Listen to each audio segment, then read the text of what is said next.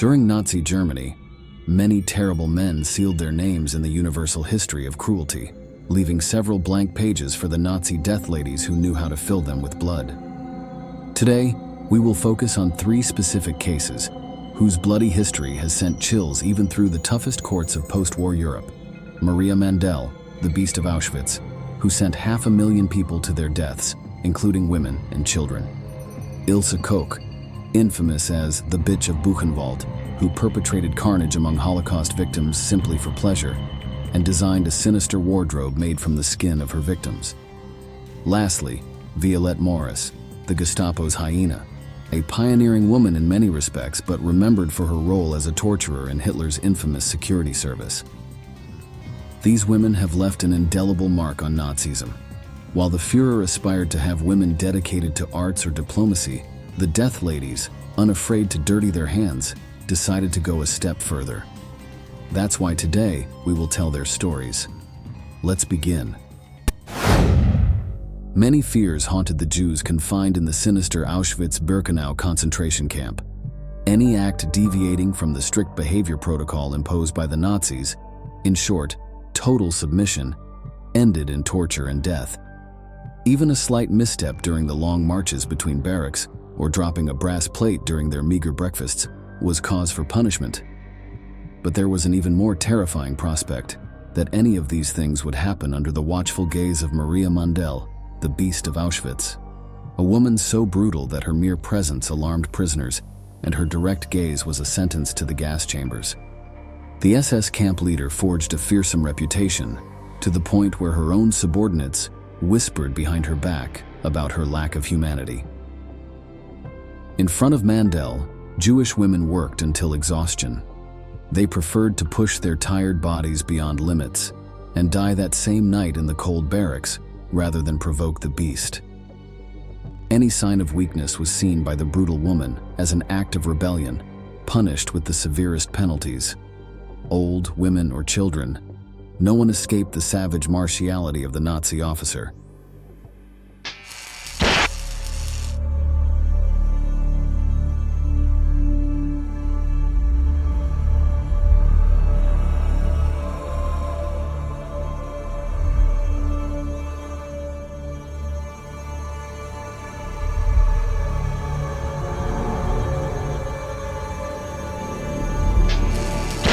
Maria Mandel was born on January 10, 1912 in Münzkirchen, a small Austrian town. The daughter of a well-off family, she was a girl who had everything and who had access to a very good education. Maria did not live through the horrors of the First World War like many of the Germans or Austrians who would accompany Hitler to the end.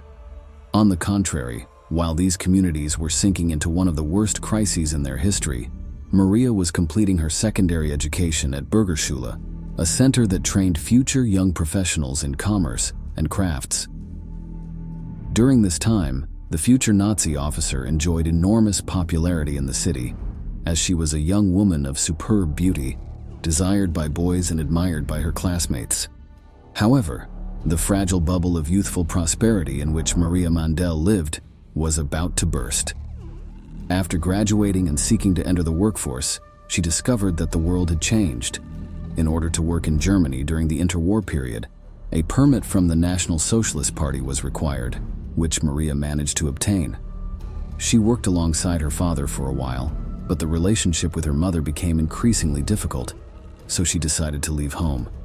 Mandel suffered greatly from the eviction, as she could not find any stable work, and after 10 unsuccessful attempts, she decided to turn to her family again. In 1938, thanks to a contact, Maria was hired as a guard at Lichtenberg, one of the first German internment centers. Although she had trained as a future business professional, she was not in a position to turn down any opportunity. But this would be the fateful moment that would seal her destiny as judge and executioner of hundreds of thousands of souls.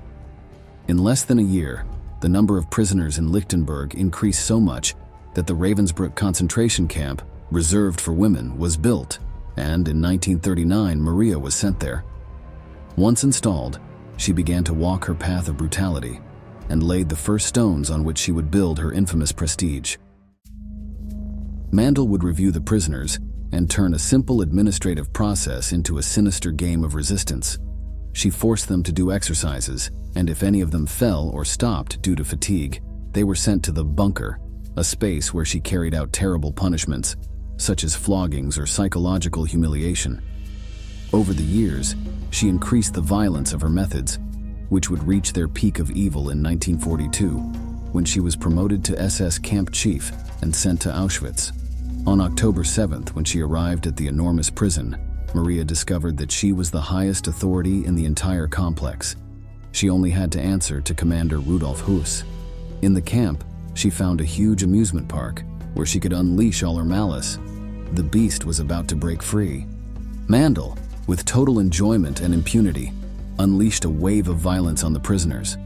With sinister malice, she drowned newborn babies in tubs of water, while the helpless, desperate mothers watched on as their children were brutally murdered. She sent pregnant women to crematoria to be burned alive. She whipped women to death who died from beatings or simply from bleeding to death. But even all this brutality did not seem to satisfy her perverse appetite for evil. Maria had a habit of adopting Jewish prisoners as pets, forcing them to stay by her side or even participate in her macabre tortures, only to grow bored and unleash her cruelty on them. Some claim that she also had a secret affair with Dr. Joseph Mengele, and that she enjoyed participating in her lover's sinister experiments. By the end of the war, Mandel was sent to the Dachau concentration camp, where she didn't stay long due to the fall of Berlin. Little is known about her time in the infamous complex, although it is known that she fled to Austria, her native country, before the Allies entered the extermination camps. However, 10 days after her arrival, she was captured by the Americans, who detained her for nearly a year until she was tried. In 1947, after an exhaustive trial, Maria Mandel was found guilty of the deaths of 500,000 people, including children. In her final statement, the beast denied all responsibility for her actions. "I had neither whip nor dog. Performing my service at Auschwitz, I was hindered by Rudolf Höss's terrible severity. I was totally dependent on the commander, and I could not impose any penalty." Despite invoking obedience due, her sentence was not lifted, and on January 24, 1948, Maria Mandel was sentenced to death by hanging. Her still young body swung lifeless, now devoid of all the beauty that had made her famous in her adolescence, before the eyes of some surviving prisoners and relatives of her victims, who could finally rest in peace. Violette Morris's case is quite different from the other women on this list, as although she ended up working for Nazism, the French-born athlete achieved profound recognition in her personal life before Hitler's advance. Morris was born in France in 1893, had a peaceful childhood, and spent her entire adolescence as a pupil in a convent. Upon finally entering the world, she decided she would be a woman different from those of her time, and her first act of rebellion was related to the world of sports. At the age of 15, she began practicing all kinds of physical activities, such as cycling, swimming, weightlifting, tennis, and even boxing. In 1914, she married Cyprien Gourand, but it was not a happy marriage. Violette spent little time with her husband, instead dedicating herself to practicing discus throwing, javelin, and soccer, sports strictly for men. She developed her muscles to a bodybuilder's level and was said to be as strong as a bear. An adrenaline enthusiast, she enjoyed racing cars, which allowed her to serve as an ambulance driver for the Red Cross during World War I. She also worked as a courier on a motorcycle during the brutal Battle of Verdun. After the conflict ended, and following a few months hospitalized due to pleurisy, she continued dedicating her life to sports. Between 1921 and 1924, she set several records in shot put, discus, and javelin throwing. She was also a national boxing champion, won several car races, and achieved numerous gold medals in women's Olympics. During this time, she also decided to divorce her husband, began dressing as a man, and declared her lesbianism to the world. A true pioneer, Violette became a symbol for intellectuals and artists of her time. Morris even underwent a double mastectomy, removing both breasts to better fit into racing cars.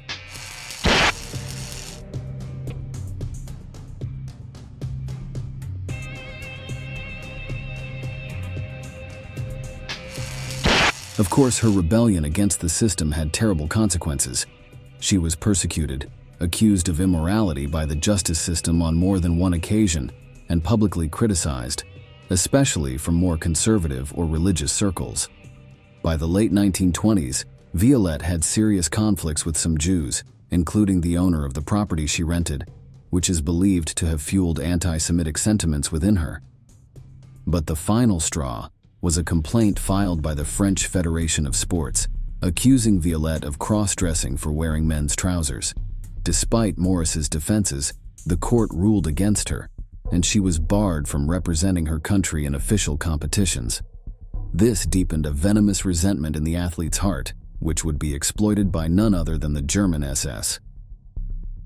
It is believed that the Sicherheitsdienst, the Nazi intelligence service, contacted Violette after she made public statements criticizing France for the trial. Exploiting her resentment, the Nazis invited her as an honored guest to the 1936 Berlin Olympics. During her stay, Morris became fascinated by German National Socialism, which exhibited all the strength she believed her own country lacked. It was there that she was convinced to work for Hitler's secret service. Indeed, Morris was the ideal spy. She was acquainted with French officials, intellectuals, and athletes. She had contacts in all institutions, in addition to a public profile that allowed her access to the city's darkest corners and government buildings. Violette obtained strategic plans of Paris, key information about French defenses like the Maginot Line, and other data that ensured the successful advance of Blitzkrieg, the German strategy of rapid and coordinated attacks with tanks. But her real notoriety came during the Nazi occupation of France, when Violette Morris worked as an interrogator for the collaborationist police, as well as an infiltrator in the resistance. According to survivor testimonies, the athlete was extremely sadistic, especially cruel towards other women. Her main pleasure was torture and physical punishment, which, due to her immense strength, often left victims on the brink of death. Few details are known about her activities with the Sicherheitsdienst, but the French remember her by her nickname, the hyena of the Gestapo, a lady who enjoyed tearing her prey apart. However, Morris would not escape unscathed, as on April 26, 1944, a French resistance commando unit ambushed her car, and she died under a hail of bullets. Her life remains highly debated to this day, and some revisionist historians claim that the hyena of the Gestapo is a legend constructed without solid evidence about Violette's life, though there are no clear records to confirm or refute this.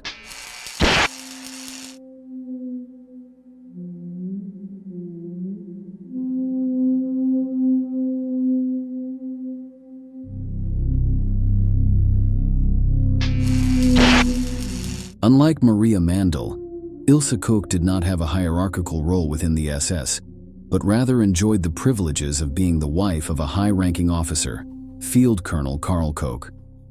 She was a woman who was considered very beautiful by German standards. She delighted in wearing provocative clothing in front of the Jewish prisoners at the Buchenwald concentration camp, where she became known as the Slut. Ilsa Koke was born on September 22, 1906 in Dresden, a small town in German Saxony. The daughter of a middle-class family, she always displayed a calm character, which in no way foreshadowed the profound violence she would spread as an adult. At the age of 15, she left school to work first in a factory, and then in a bookstore as a saleswoman. The young Ilsa developed great social skills, and along with her beauty, she became irresistible to the boys who visited the premises. Little by little, she became known among the Nazi officers, who involved her in political activity, to the point that she forged friendships with members of the SS. By 1932, Ilsa was already a German femme fatale, with deep contacts in the structure of National Socialism, and she took advantage of her influence to get a job as a secretary in the party. The charming young woman continued to attract the attention of all the men she met, until she found herself face to face with Heinrich Himmler himself, the head of the SS.